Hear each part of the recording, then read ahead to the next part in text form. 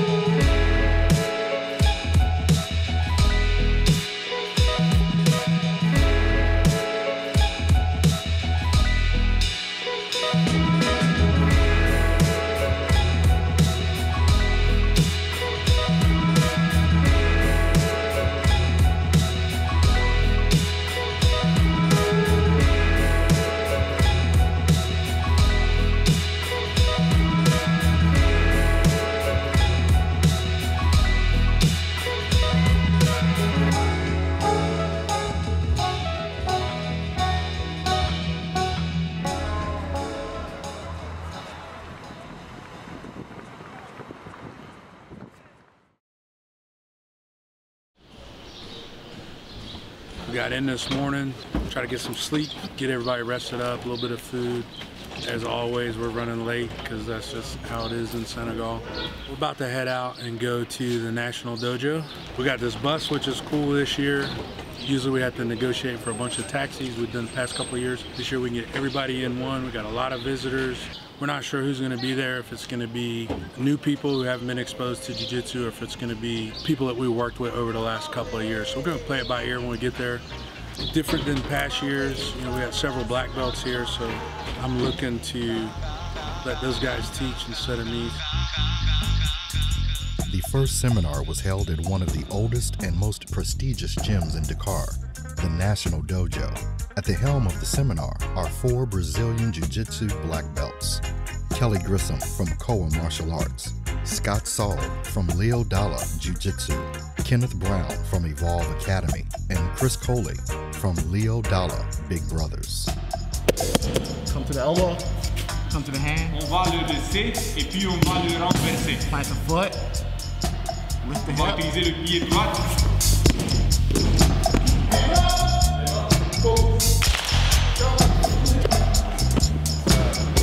It's awesome coming here, man. This is my 3rd time coming, and I can really feel the difference in like the skill levels. I can really feel like the level changing. The technique is like really coming along. It's just awesome to see that here now.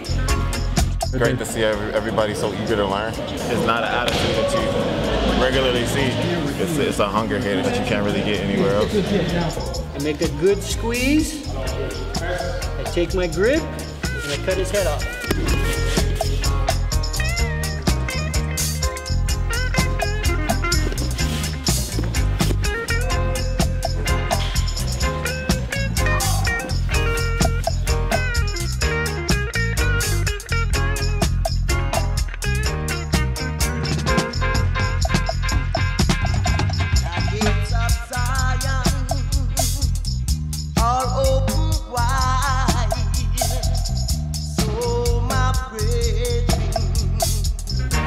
I just want to say thank you to everyone that came out today, and thank you to Chris and Kenneth for showing the techniques and for being out here this year. Thank you.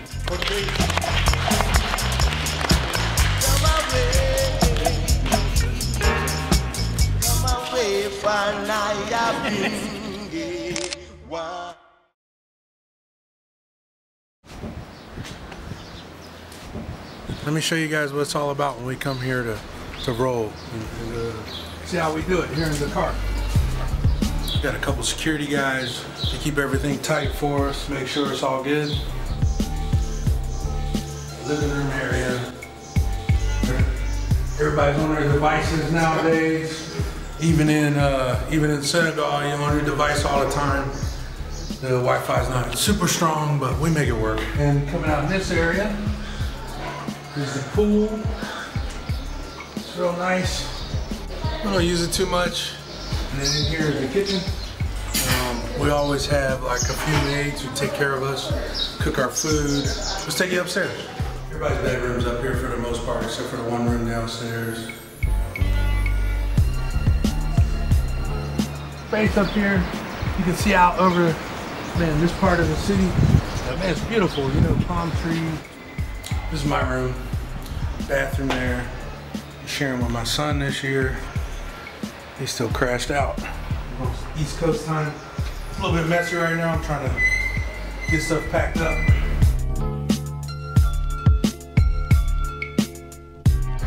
Man, you cannot beat being right on the ocean, beautiful beach.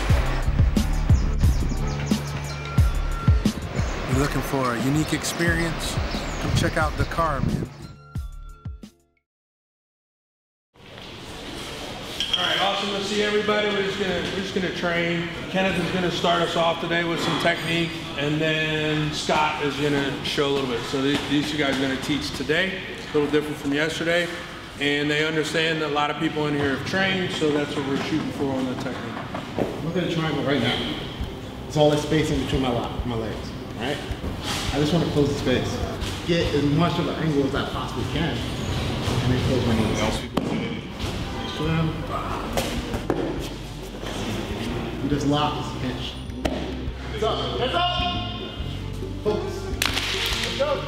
Yeah, there's been so much progression since the first arrival here. You know, we started here 3 years ago, and we just introduced the idea of the art and the sport to people. Now, 3 years later, I've got guys who are literally pushing me to my wit's end on the mat, which is an awesome thing to experience. And now on this third trip, it's just incredible to see that the people we met 3 years ago have their own students and their own schools, and it's the jiu-jitsu culture here is starting to bloom, which is pretty incredible to me. Je m'appelle Bouba, je vis au Sénégal. J'ai été le premier ceinture belt a été promu ici au Sénégal. Être le premier coach sénégalais à enseigner le jiu-jitsu avec black belt. When I met Bouba, he was super tough, super strong, a very legitimate black belt in judo. He was very athletic, used a lot of strength, but learned and picked up his techniques super quickly. The second year, he was good. You could see the techniques started to come together, but you know, he was using like a lot more of his physicality. And now on this third trip, I rolled with him yesterday, and his movement and technique have just like skyrocketed. He's training 3 or 4 times a week, but he studies like a mad scientist. So he's always learning new things. He always puts himself in bad spots and tries to work out. So catching him has become super difficult.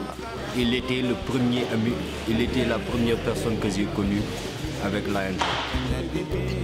And it's just cool to see that he has students now that we met yesterday who are just coming up. They've been training with him for a couple years now. They're throwing on like legit, pure technique movements, and it's just awesome to see that what we exposed in the beginning as a group is now starting to be cultivated by people who live here, you know? So you've got Bouba, who's, even though he's in his mid-blue belt level right now, he's really making an impact on the level of grappling here in Senegal. Some jiu-jitsu professors use stripes. It's 4 stripes per belt. Our instructor, Leodal, doesn't use stripes. But I used to train with Helson Gracie, and he did use stripes, and I like to do stripes. We're gonna do Bouba, come on up here.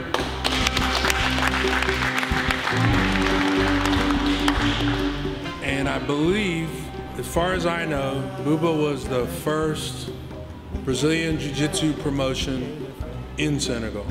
So, and it was an honor for our team to be associated with that.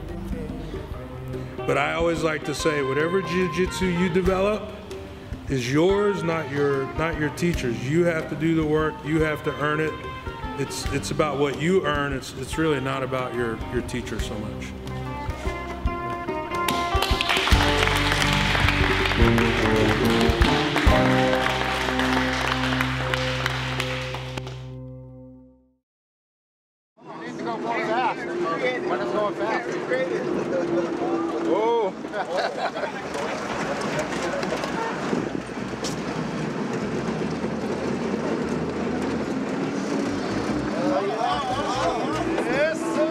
Having the day off, the team decided to check out Dakar's biggest tourist attraction, one of the largest slave trading centers in Africa, Gorée Island, home to the Maison des Esclaves, or the House of Slaves.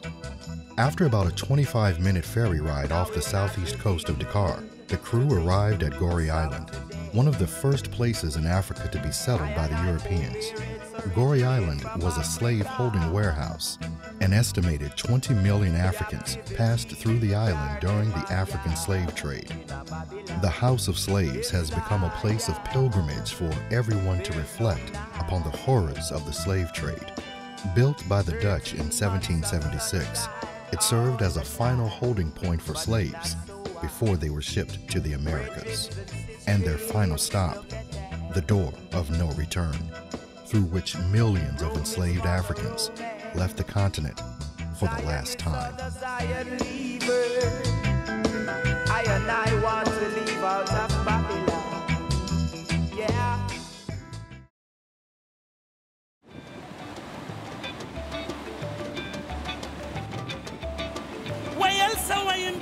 On March 12, 2016, the KOA team held the first international and formally ran Brazilian Jiu-Jitsu tournament in West Africa. 28 competitors from 7 countries, spanning over 4 continents, had the opportunity to face off with the local Senegalese practitioners at the National Dojo. The takedown was 2, Leon Belly. That's 2. 4 more. 4 more.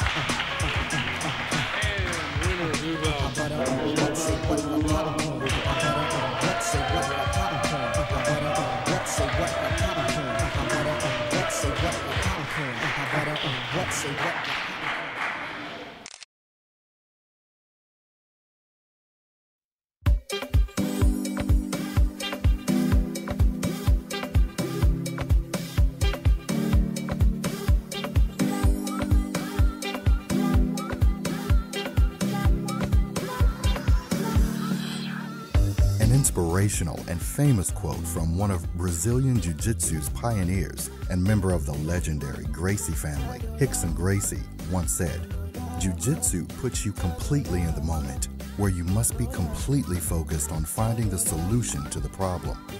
This trains the mind to build that focus, to increase your awareness, and increase your capacity to solve problems. Self-defense, self-confidence, discipline, and emotional control. The values you learn from Jiu-Jitsu are priceless and translate into everyday life and everyday situations." The LionHeart Initiative spent 3 years building a solid foundation in Dakar, where the Jiu-Jitsu lifestyle has taken hold and is grooming future MMA prospects. The Jiu-Jitsu scene in Dakar is growing rapidly, with foreign practitioners flying in from all over the world for Jiu-Jitsu vacations and leaving behind a small part of themselves, which will be passed down and will come alive on African training mats every day for decades to come.